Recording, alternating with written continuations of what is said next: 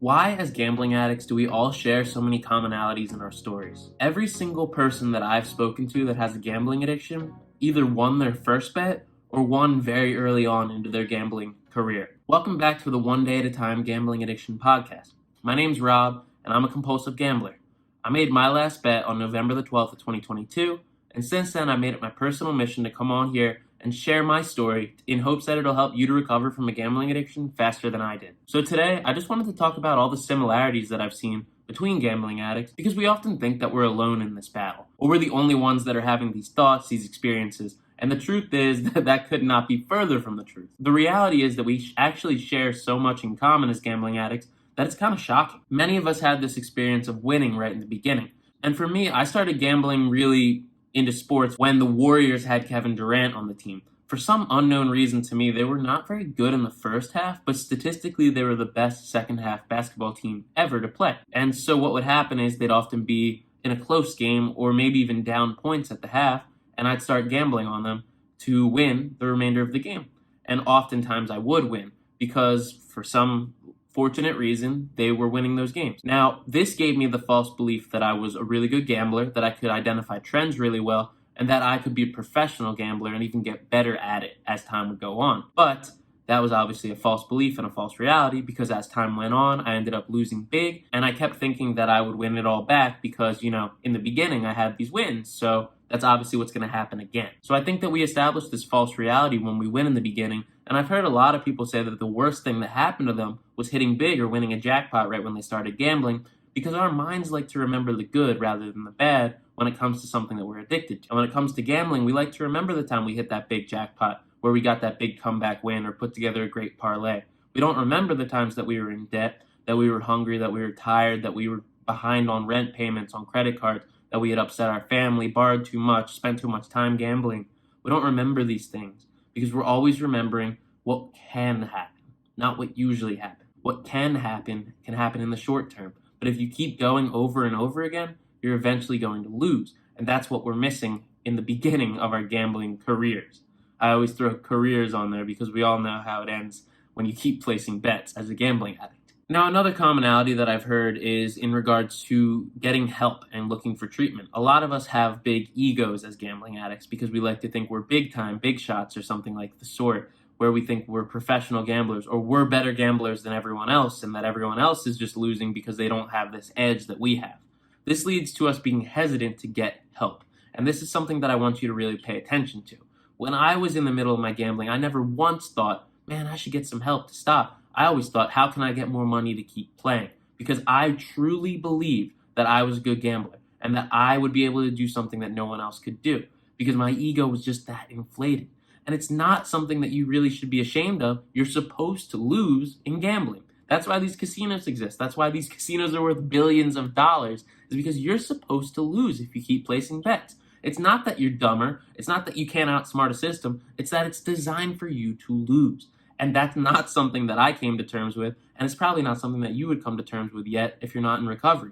Because we like to think that we're better than the next person, because our egos are, again, just so large. That happens in gambling addiction, and it's something that's talked about in the 12-step pamphlet. It's that we're really battling against our own ego and our own habits rather than against the man or the gambling or the casino. We're battling against ourselves. We're using gambling in some form of escapism or distraction, or we're making it our meaning or even our profession. It's deep down that we know we're not supposed to win, but we just want to get that thrill of being the one to say we proved them wrong. We beat them when we weren't supposed to. That's a big ego issue as a gambling addict, but it's something that I dealt with for a very long time. And again, this ties into not wanting to get help because we think we can do everything on our own. We just can't. You need a support group to recover because we need accountability, and we need someone giving us the tough love to say, hey man, you messed up and you need to get some help. Because if we're always just being coddled and bailed out and people are saying, oh, it's just, this happens, it was a bad string of luck, or, you just need to slow down, those aren't the solutions and those aren't the reasons that things have gone bad. It's that you're supposed to lose, and if you can't look at it rationally, you're going to end up feeling a lot of pain in your future. Another thing that we all have in common is this idea of being philanthropic or wanting to give to people in our lives that we've hurt as a result of our gambling, but not by saying, let's stop gambling, and rather by saying, when I hit big, I'll buy so-and-so this or so-and-so that. And that leads to another dangerous cycle because you're hurting people in the present moment with the intention of paying them back in the future in, X number of ways, but it never actually comes to fruition. Rather, we need to be focused more on the present moment as gambling addicts because while we have these big dreams and aspirations for how we're going to treat people in our lives, we're neglecting them in the present moment. And that happened to many, many people that I've spoken to. It's probably not fair to say that it's everyone, but again, it's so many people that I find it to be a justifiable trend within gambling addiction, is that we want to give people better lives, but we're not focused on doing it in ways that are tangible and in the moment. We're focused on doing it in the future after all of these things have come together for us that statistically aren't supposed to happen.